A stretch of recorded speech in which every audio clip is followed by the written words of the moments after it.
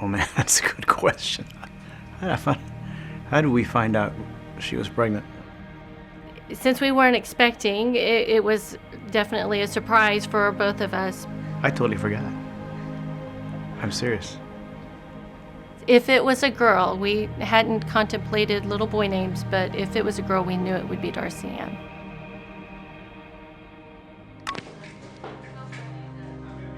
Okay, see you later. A few weeks had passed, and I started experiencing crippling pains, and eventually I went to my OBGYN.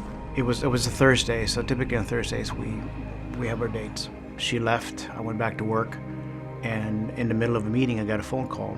The doctor called me and told me that she was incompatible with life. Her heart was defective, it had holes. She had cysts in various parts of her different organs. I know she had cysts in the brain. The specialist we went to, he had worked with babies for years and years, had never seen a baby live longer than 24 hours with trisomy 18. We visited many specialists. Most of them, their initial response is abortion. We were prepared for the doctor to present that option.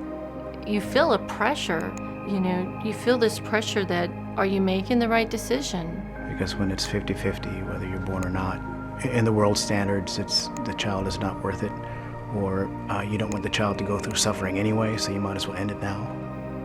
Should I continue to go through this pregnancy as if she's going to live and plan a baby shower, or do I just go ahead and live as if she won't? We just knew that Darcy was God's, and that we just trusted in His sovereignty in whatever He was about to do at that time. I always relied on that He will never leave you nor forsake you. And every time we hit a bump in the road, God was there. He would send somebody, something.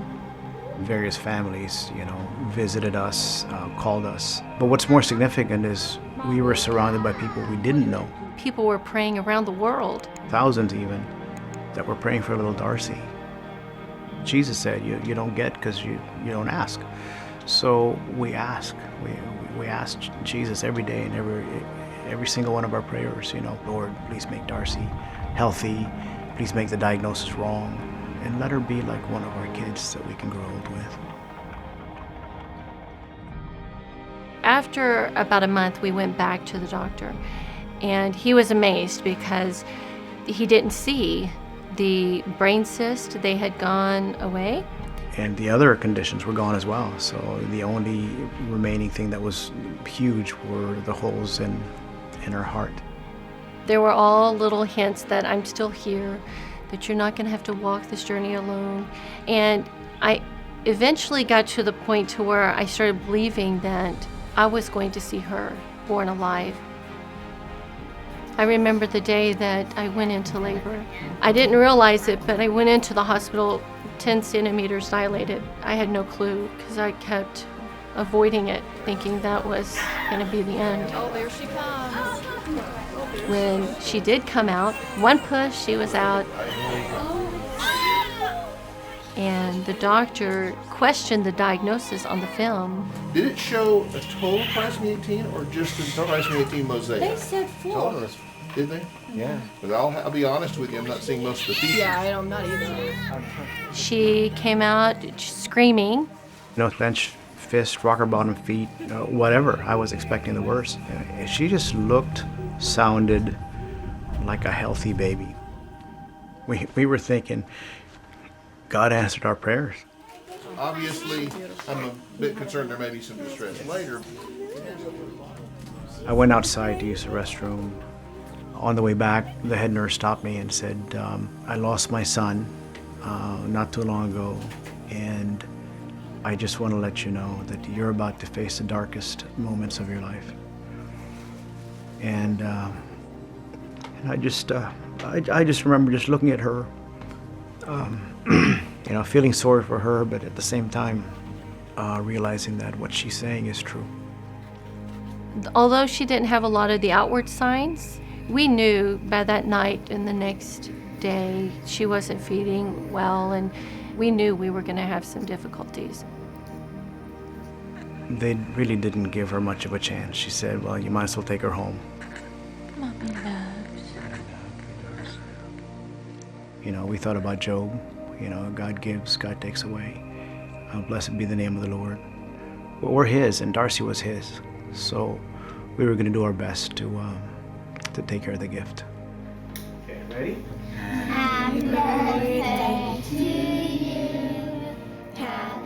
We wanted her to have a manicure, a pedicure, go to McDonald's, go to a banquet, dance with me and Jason. Those are memories that typically you have a lifetime, years and years to do, and we just wanted to experience as much of that as we can. Family coming over, going to church. She rode the motorcycle with Daddy, and we went to the park. But I tell you that the biggest joy, one time I was carrying her, I was in the bedroom, and you hear it, right? And I was happy. I put her down on the bed and I changed her diaper, because I changed thousands of diapers. And I was holding that diaper, just jumping up and down. I said, she pooped. So I guess it gave me some hope that I'm still hoping that God was going to heal this little child against all odds. But yeah, it was hard.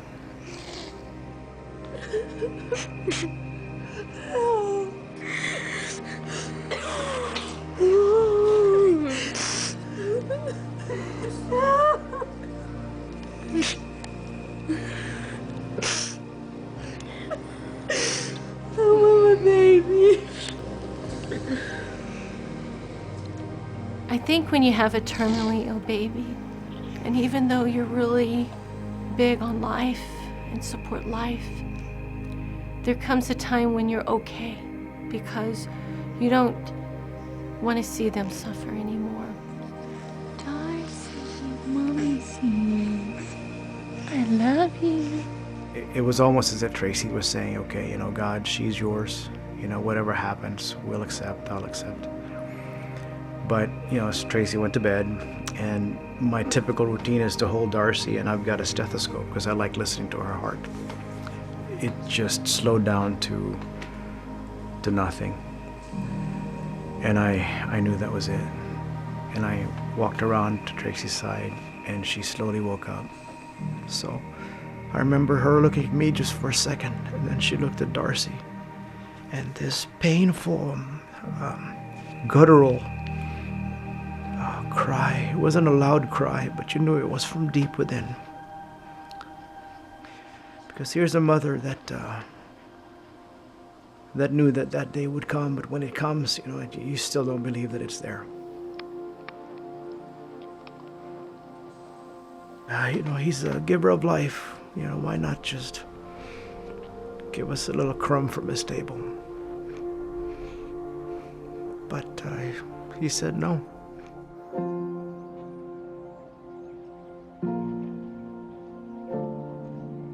I can't think of any worse situation than being a father and having your kids precede you. But, you know, God said He'd never leave you nor forsake you. When I started owning the thought that, you know, Darcy's going to pass, right? That was like a no.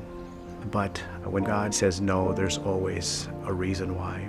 We see it over and over again in our lives that, you know, with everything that seems negative at that moment, you know, God always turns it into good.